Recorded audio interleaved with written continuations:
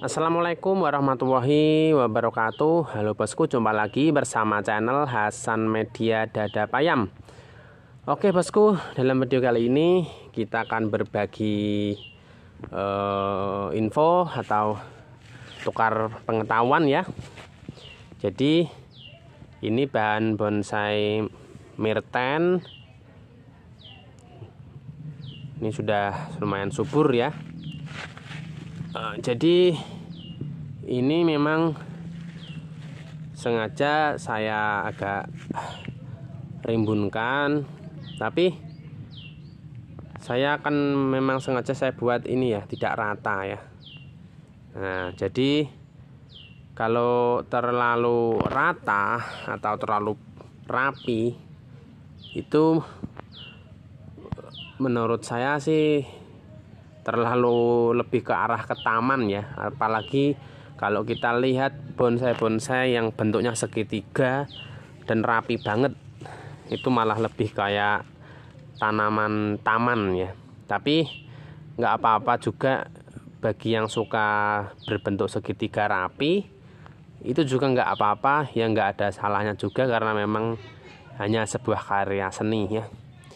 Jadi kalau saya pribadi, kita melihat di alam itu kalau tanaman, kalau pohon-pohon itu yang bentuknya segitiga rapi itu menurut saya pribadi itu saya belum pernah menemukan ya. Justru di alam itu nggak beraturan atau lebih ke ini seperti ini ya. Ada yang tinggi dikit, ada yang rendah, ada yang dikit, ada yang rendah begitu ya. Bahkan ini aja masih terlalu rapat sebenarnya ya, karena seharusnya itu kalau kita lihat dari bawah itu kelihatan cabang-cabangnya ya, karena seninya memang di situ. Kalau terlalu rapat ya kembali tadi seperti taman juga ya. Jadi kalau terlalu rapat juga sebenarnya kurang eksotis ya, tapi nggak apa-apa juga kalau memang yang suka rapat banget ya nggak apa-apa ya. Tapi sebenarnya kalau saya pribadi itu suka yang ruang-ruang dimensinya itu lebih terlihat jelas ya, karena saya berpatokan kepada Bang Robert Steven ya, karena bonsai itu harus kelihatan cabang-cabang dan anak-anak cabangnya, karena disitulah letak seninya dan kecantikannya ya. Jadi jangan terlalu merimbun-rimbunkan daun, cukup sedikit aja sudah cukup ya. Ini menurut saya pribadi juga punya saya ini terlalu rimbun, tapi memang belum saya pruning ya bos, jadi nggak apa-apa. Kalau kita lihat yang lain, ini contoh seperti ini ya. Nah ini juga kan memang saya perlihatkan cabang-cabangnya, tapi ini belum rapat ya. Tapi ini sudah saya perlihatkan, ini bakalan cabang-cabangnya. Jadi arah-arahnya kemana itu kelihatan ya. Jadi ini masih proses. Ini juga ini banyak tumbuh-tumbuh ya. Jadi yang di sini-sini itu harus kita buangin. Nah, jangan sampai ada yang tumbuh di sekitar cabang-cabang. Nah, ini masih banyak, memang belum saya potong ya. Jadi ini harus kita buang semua nanti supaya terlihat jelas cabang-cabangnya. Ini masih kecil semua, belum besar ya. Seperti ini juga, ini ya, bakal cabang-cabangnya kita perlihatkan semua. Nanti daunnya itu cukup di pucuk-pucuk saja ya, jangan sampai ke bawah-bawah penuh.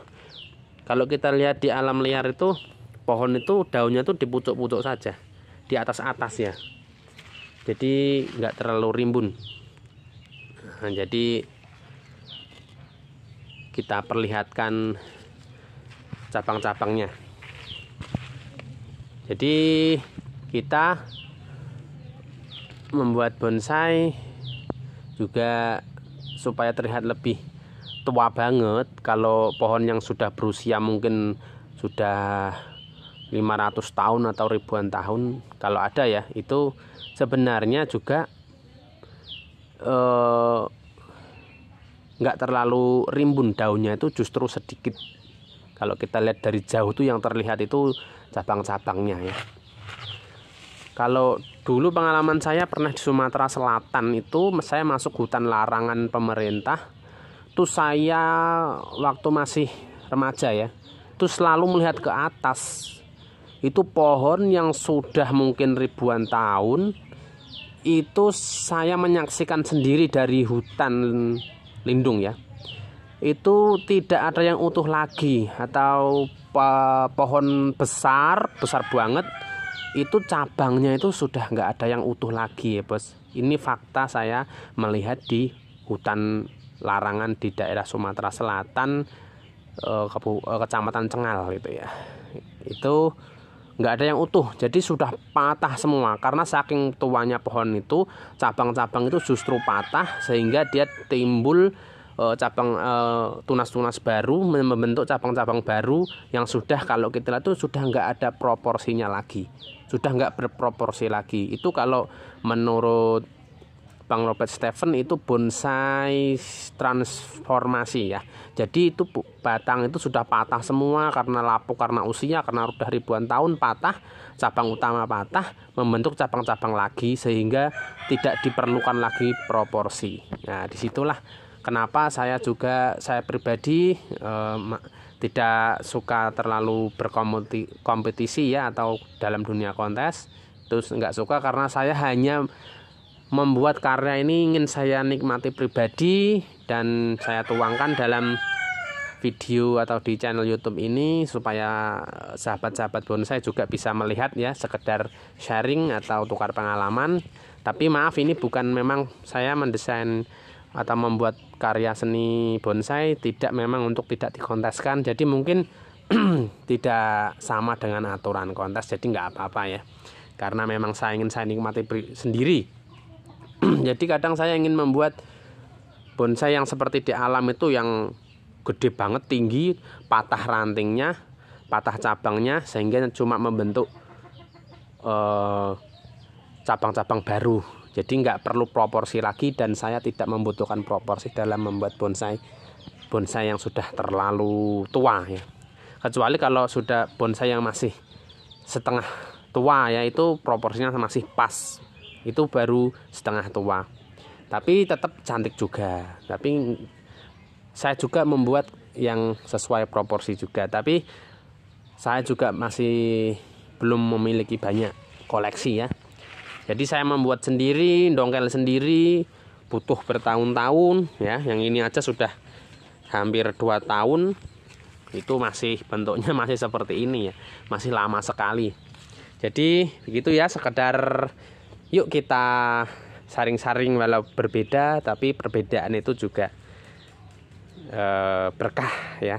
Jadi semakin asik kalau banyak perbedaan juga kalau bersatu. Oke, terima kasih bosku, jangan lupa ngopi, tetap semangat, salam satu hobi. Wassalamualaikum warahmatullahi wabarakatuh.